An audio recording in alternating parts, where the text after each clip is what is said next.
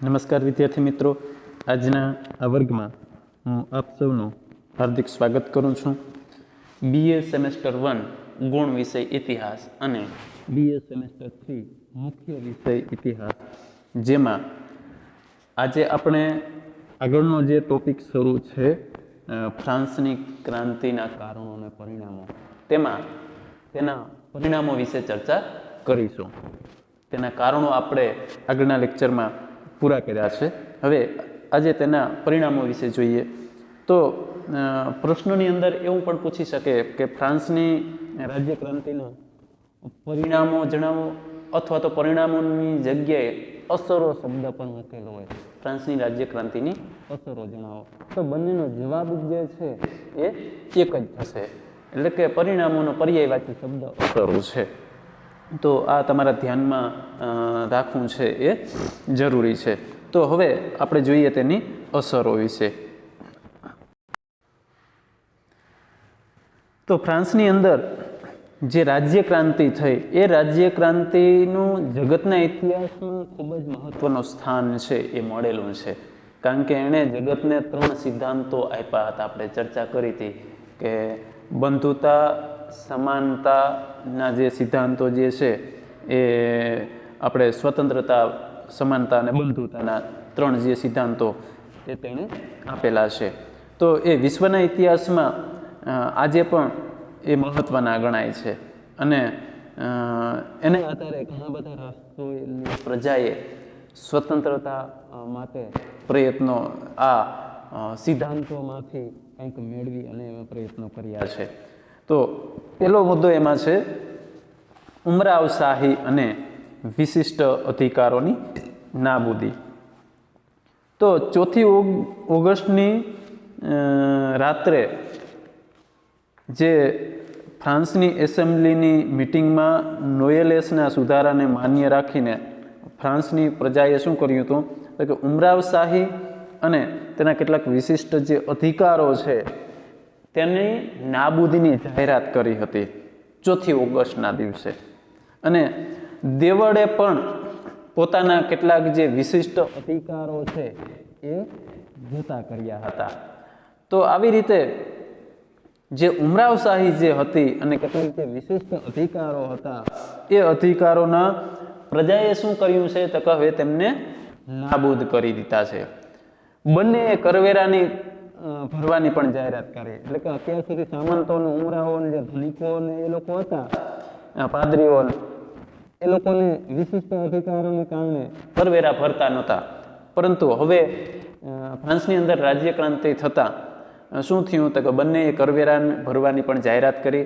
અને ફ્રાન્સની રાજ્ય ક્રાંતિનો આ એક સાચો ક્રાંતિકારી બનાવ જો કહી શકાય એવું આપણે કહીએ. કારણ કે માત્ર એક જ રાતમાં કંઈ ફ્રાન્સમાં ક્રાંતિકારી પરિવર્તન નહોતું આવ્યું, કે એકાદ મહિનામાં કંઈ ક્રાંતિકારી પરિવર્તન નહોતું આવ્યું, બરાબર. કારણ કે આ પરિવર્તન છે એ ખૂબ લાંબા ગાળે આવ્યું હતું. અને સામાજિક સમાનતા પણ હવે ફ્રાન્સની અંદર છે એ આ ક્રાંતિને કારણે આવી હતી. ત્યાર પછીનો બીજો જે મુદ્દો છે માનવ હકોની જાહેરાત. એટલે કે ફ્રાન્સની ક્રાંતિને કારણે બીજું જે પરિણામ છે મહત્વનું શું આવ્યું તો કે ફ્રાન્સની અંદર માનવ હકોની જાહેરાત થઈ. તો એક બાજુ લોકો છે ભૂખે મરતા હતા અને બીજી બાજુએ એસેમ્બલીના માન્યતાના અધિકારોની ચર્ચા કરતી હતી. એટલે કે સંસદની અંદર એક બાજુ છે એ દેશની અંદર ગરીબ પ્રજા ભૂખે મરતી હતી, બીજે સમયે એસેમ્બલીની અંદર માનવતાના અધિકારોની જે છે, માનવ હકોના અધિકારોની ચર્ચા છે એ સંસદમાં થતી હતી. તો ઓગસ્ટ 1789માં સંસદની અંદર, એસેમ્બલીની અંદર ચર્ચા વિચારણા કરી અને પછી માનવ હકોની જાહેરાત કરવામાં આવી કે ભાઈ સામાન્ય માનવના કેટલાક હકો છે, એ હકો કેવા પ્રકારે તો કે માનવ એ સ્વતંત્રપણે જન્મ્યો છે અને તેને કાયદાના આશરા વિના કેદ કરી શકાય નહીં. અને પ્રત્યેક માનવને વાણી, વિચાર અને ધર્મની સંપૂર્ણ સ્વતંત્રતા છે. હવે કોઈ પણ દેશ હોય, મનુષ્યને એના વિચારો, એને વાણી અને એના ધર્મની સ્વતંત્રતા હોય જ છે. એના ઉપર તમે કાયદા દ્વારા પાબંદી લગાવી શકો નહીં. અને રાજ્યની છેવટની સત્તા છે એ કોની પાસે હોય તો કે એના રાજ્યના નાગરિકો પાસે હોય છે. એટલે ફ્રાન્સની ક્રાંતિનું બીજું પરિણામ એ આવ્યું કે ફ્રાન્સની સામાન્ય જનતા માટે અને સમગ્ર જનતા માટે માનવ હકોની જાહેરાત કરવામાં આવી. ત્રીજો મુદ્દો જે છે એ દેવળ માટેના કાર્યો. તો એસેમ્બલી પોતે પણ આર્થિક મુશ્કેલીમાં મુકાઈ ગઈ હતી અને તેણે નવેમ્બર 1789માં દેવળની મિલકતો જપ્ત કરી અને દેવળના અધિકારીઓને રાજ્યના નોકરો જાહેર કરવામાં આવ્યા હતા. તેમની પસંદગી અન્ય જાહેર સેવાઓની જેમ કરવાની હતી. તેમની પસંદગી જાહેર ચૂંટણીથી હવે પછી કરવામાં આવશે એવું નક્કી કરવામાં આવ્યું. એટલે કે દેવળો માટે જે કેટલાક નિયમો બનાવવામાં આવ્યા એ નિયમો છે એ જાહેર કરવામાં આવ્યા હતા કે ભાઈ દેવળની અંદર અધિકારી જે હોય, જે રાજ્યના નોકરો હોય, અધિકારીઓ હોય એને રાજ્યના નોકરો એટલે કે સરકારના માણસો એને ગણવામાં આવ્યા, જાહેર કરવામાં આવ્યા. અને એમાં એની પસંદગી પણ કેવી રીતે કરવાની હતી એની સેવામાં કે પસંદગી પણ જાહેર ચૂંટણી દ્વારા એની પસંદગી કરવામાં છે એ આવશે એવું નક્કી કરવામાં આવ્યું હતું. ત્યાર પછી ચોથો પોઈન્ટ જે છે કે રાજાશાહીની નાબૂદી એ પ્રજાસત્તાકની સ્થાપના. રાજાશાહીની નાબૂદી અને અહીંયા એ શબ્દ છે પ્રિન્ટ મિસ્ટેક અને આવે અને પ્રજાસત્તાકની સ્થાપના. એટલે કે ફ્રાન્સની અંદર જે પરંપરાગત જે રાજાશાહી હતી એની હવે આ ક્રાંતિ બાદ એને નાબૂદ કરવામાં આવે છે અને એની જગ્યાએ શું કરવામાં આવે તો કે પ્રજાસત્તાક સ્વતંત્ર સરકારની સ્થાપના છે કરવામાં આવે છે. ફ્રાન્સની અંદર જે ક્રાંતિ થઈ એમાં શરૂઆતમાં એ ક્રાંતિ જોઈએ તો શરૂઆતમાં રાજાશાહીની વિરોધમાં નથી, પરંતુ પછીથી ધીમે ધીમે એ વિરોધી બનતી ગઈ હતી. એટલે કે ઈસવીસન 1791ના બંધારણમાં પણ નિયંત્રિત રાજાશાહી સ્વીકારવામાં આવી હતી, પરંતુ રાજા લુઈ 16મો અને જે લુઈ 16મો નબળો હતો અને સુધારાઓ નહોતો આપી શક્યો. એને કારણે પછી શું બન્યું હતું કે 21મી જૂને તેણે ભાગી જવાનો પ્રયત્ન કર્યો અને રાજા અને રાણી બંને નાસી જતા પકડાઈ ગયા. અને પ્રશિયાના જે સેનાપતિ હતા એ સેનાપતિએ ધમકી આપી કે રાજા કે રાણીને જો નુકસાન થશે તો પેરિસનો વિનાશ કરવામાં આવશે. અને નેશનલ કન્વેન્શને 21મી સપ્ટેમ્બરે 1792ના રોજ રાજાશાહી છે એને ફ્રાન્સમાંથી નાબૂદ કરી અને પ્રજાસત્તાકની સ્થાપના કરવામાં આવી. એટલે કે આવી રીતે ફ્રાન્સની અંદર રાજાશાહીને નાબૂદ કરી અને પ્રજાસત્તાક સરકારની સ્થાપના છે કરવામાં આવી. અને છેવટે 21મી જાન્યુઆરીએ લુઈ 16માને ફાંસી આપવામાં આવી હતી. ત્યાર પછીનો જે પાંચમો મુદ્દો છે એ ત્રાસવાદની સ્થાપના અને ક્રાંતિની અતિરેક અને છેવટે નેપોલિયન છે એ સત્તા સ્થાને આવે છે. એટલે કે વિદેશી આક્રમણના ભયને લીધે ફ્રાન્સમાં ત્રાસવાદની સ્થાપના થઈ, જેને ત્રાસવાદનું રાજ્ય કહેવામાં આવે છે. તે ક્રાંતિકારી ટ્રિબ્યુનલે અનેક નિર્દોષ નાગરિકોને ફાંસીએ ચડાવ્યા. એટલે કે આ ક્રાંતિ પછી ફ્રાન્સની અંદર શું થયું તો કે ફ્રાન્સની અંદર ત્રાસવાદની પ્રવૃત્તિઓ છે એ શરૂ થઈ અને એને કારણે એની જે કોર્ટો હતા એમાં એણે ઘણા બધા નિર્દોષ નાગરિકોને ફાંસીએ ચડાવી દીધા ત્રાસવાદી સમજીને. તેનો પ્રયોજક છે ડેન્ટન પણ પાછળથી ફાંસી આપવામાં આવ્યો. એટલે કે આ પ્રવૃત્તિમાં જેને આગેવાની દોરતો હતો એ કોણ હતો તો કે ડેન્ટન. તો એને પણ પછીથી ફાંસી સજા આપવામાં આવી હતી. અને કન્વેન્શન નામની સંસ્થાએ કેટલાક નોંધપાત્ર સુધારા કર્યા અને છેવટે ઈસવીસન 1799માં નેપોલિયન બોનોપાર્ટ છે એની પાસે સત્તા આવે છે અને તે હવે ફ્રાન્સનો રાજા બનવાની સફળ તૈયારીમાં લાગી ગયો હતો. એટલે કે સ્વતંત્ર જે સરકાર આવી એને કારણે પણ થોડોક સમય તો અંધાધૂંધી જ ચાલી અને પછીથી નેપોલિયન બોનાપાર્ટ છે એ ધીમે ધીમે સત્તા આંચકી લેવા માટે આગળ વધે છે અને પોતે સત્તા ઉપર આવે છે. અને ધીમે ધીમે હવે નેપોલિયન બોનાપાર્ટ છે એ શું કરે છે, સત્તા ઉપર આવ્યા પછી પોતે રાજા બનવા માટે પોતે છે એ દિશામાં કાર્ય છે એ આગળ વધારે છે. ત્યાર પછીનો છઠ્ઠો મુદ્દો આવે છે આપખુદશાહીનો મૃત્યુકંઠ. એટલે કે ફ્રાન્સની રાજ્ય ક્રાંતિ બાદ ફ્રાન્સમાં છેવટે રાષ્ટ્રીય સરકારની સ્થાપના થઈ હતી, પરંતુ એ રાષ્ટ્રીય સરકાર છે એ નિષ્ફળ ગઈ છતાં તેણે શું કર્યું હતું કે ફ્રાન્સ અને યુરોપમાંથી આપખુદશાહીનો મૃત્યુકંત વગાડ્યો હતો. અને ફ્રાન્સની ક્રાંતિએ સ્વતંત્રતા અને પ્રજાતંત્રની એવી અમર જ્યોત પ્રગટાવી હતી કે જેને નેપોલિયનની સત્તા કે વિયના કોંગ્રેસની રૂઢિચુસ્તતા પણ ઝાંખી પાડી શકી નહોતી. એટલે કે આ ફ્રાન્સની અંદર જે ક્રાંતિ થઈ એણે ફ્રાન્સ અને યુરોપની અંદર જે રાજાશાહી છે એને નાબૂદ કરી હતી. એટલે કે રાજાશાહીને મૃત્યુકંઠ એણે વગાડી દીધો હતો. ત્યાર પછીનો 7મો જે પોઈન્ટ છે એ 7મો પોઈન્ટ જે છે સામાજિક અને આર્થિક સુધારાઓ. તો ફ્રાન્સની ક્રાંતિ દરમિયાન કેટલાક મહત્વના સામાજિક અને આર્થિક સુધારા પણ થયા હતા. વિશિષ્ટ અધિકારોની નાબૂદીની સાથે સમાજમાં સમાનતા આવી હતી.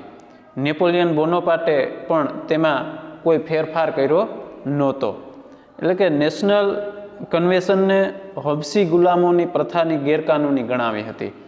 એટલે કે ફ્રાન્સની અંદર ક્રાંતિ પછી જે કેટલાક જે સુધારા કરવામાં આવ્યા એ સુધારાને અંદર નેપોલિયને કોઈ હસ્તક્ષેપ નહોતો કર્યો અને કોઈ પણ જાતનો એણે ફેરફાર પણ એમાં કરેલો નહોતો. અને આ જે સુધારા હતા એને નેશનલ કન્વેન્શને શું કીધું તો કે હબસી ગુલામોની પ્રથાની ગેરકાનૂની ગણાવી હતી. હવે દેવાદારને કેદ કરવાનો અધિકાર છે એ રદ કરવામાં આવ્યો હતો. સ્ત્રીઓને મિલકતના અધિકારો આપવામાં આવ્યા હતા. તેમને વારસાનો પણ અધિકાર આપવામાં આવ્યો. આર્થિક અસમાનતા દૂર કરવા માટે એવું જાહેર કરવામાં આવ્યું કે કોઈ એક વ્યક્તિ પોતાની મિલકત કોઈ એક જ વારસને આપી શકે નહીં, પરંતુ બધા વારસોને સરખે ભાગે વહેંચી આપશે. અને સ્ત્રીઓને અધિકારો આપવામાં ફ્રાન્સની ક્રાંતિએ પણ પહેલ કરી હતી. એટલે ઘણા બધા સુધારાઓ છે એ સામાજિક અને આર્થિક સુધારાઓ છે એ ક્રાંતિ દરમિયાન થયા હતા. ત્યાર પછીનો 8મો મુદ્દો જે છે એ વેપાર વાણિજ્ય પરની અસરો. એટલે કે ફ્રાન્સની ક્રાંતિ જે થઈ એની ફ્રાન્સની અંદર જે વેપાર પ્રથા હતી એ વેપાર અને વાણિજ્ય પ્રવાહ ઉપર કેવી અસરો થઈ, શું અસરો થઈ? એટલે કે ક્રાંતિ દરમિયાન ફ્રાન્સે વિદ્યા અભ્યાસને ઉત્તેજન આપ્યું હતું. એટલે કે શિક્ષણને ઉત્તેજન આપ્યું હતું. તોલ માપમાં ફ્રાન્સે મેટ્રિક પદ્ધતિ છે એ શરૂ કરી અને તેમાં દશાંશ પદ્ધતિ છે એ અપનાવી હતી.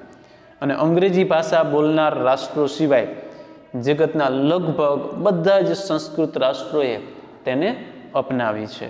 સ્વતંત્ર ભારતે પણ આ જ પદ્ધતિ છે એ અપનાવી છે.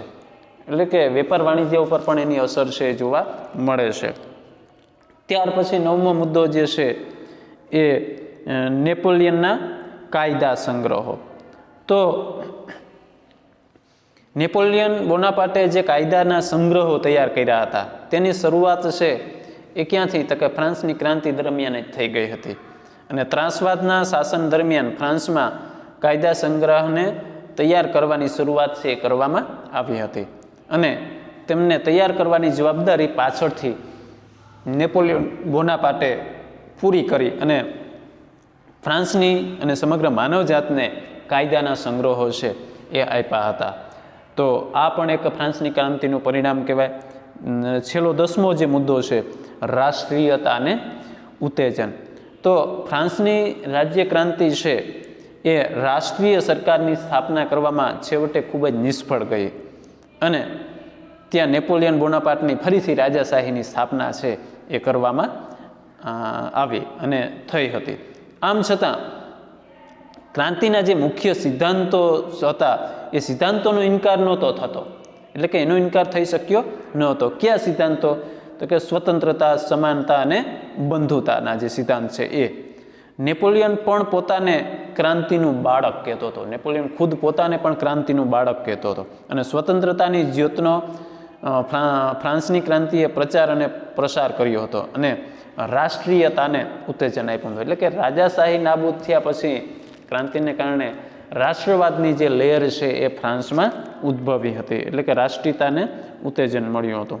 ત્યાર પછી છેલ્લે સમાપન જોઈએ તો 1789ની જે ફ્રાન્સની રાજ્ય ક્રાંતિ છે એ વિશ્વના ઇતિહાસમાં એક અદ્વિતીય ક્રાંતિ હતી અને વિશ્વના ઇતિહાસ પર તેણે ઘણી બધી મહત્ત્વની અસરો છે એ છોડી છે. ઇતિહાસકાર હેજ, મૂન અને વેઇલેન્ડ એવું લખે છે કે ઈસવીસન 1683ની ઇંગ્લેન્ડની અંદર જે ક્રાંતિ થઈ હતી, રાજકીય ધાર્મિક સ્વરૂપની ક્રાંતિ, અને ઈસવીસન 1776ની અમેરિકાની અંદર જે ક્રાંતિ થઈ હતી, ખાસ કરીને રાજકીય ક્રાંતિ, એ રાજકીય ક્રાંતિ હતી.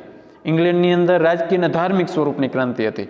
અને ફ્રાન્સની અંદર જે 1789ની ફ્રાન્સની ક્રાંતિ થઈ એ કેવી હતી તો કે એક સાથે રાજકીય, સામાજિક, આર્થિક અને ધાર્મિક સ્વરૂપની ક્રાંતિ હતી. એટલે કે આની પહેલાંની જે ક્રાંતિઓ થઈ ઇંગ્લેન્ડની અંદર એ ફક્ત ને ફક્ત રાજકીય અને ધાર્મિક સ્વરૂપેનું હતું.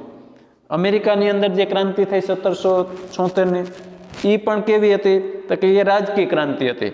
પણ આ 1789ની જે ફ્રાન્સની ક્રાંતિ થઈ, રાજ્ય ક્રાંતિ, એ ક્રાંતિ એકીયારે કેટલા પાસાને લાગુ પડતી હતી તો કે રાજકીય પાસું એમાં હતું, સામાજિક હતું, આર્થિક હતું અને ધાર્મિક પણ હતું. એટલે કે દરેક પાસાને આ લાગુ પડતું હતું. એટલે કે દરેક સ્વરૂપની આ ક્રાંતિ છે એ હતી અને જેણે સમગ્ર વિશ્વને ઘણું બધું પ્રદાન છે એ આપ્યું. તો આ ફ્રાન્સની ક્રાંતિના કારણો અને પરિણામોનો ટોપિક પણ આપણો અહીં પૂર્ણ થાય છે. હવે પછી નવો ટોપિક આપણે આવતા લેક્ચરમાં શરૂ કરીશું. જય ભારત.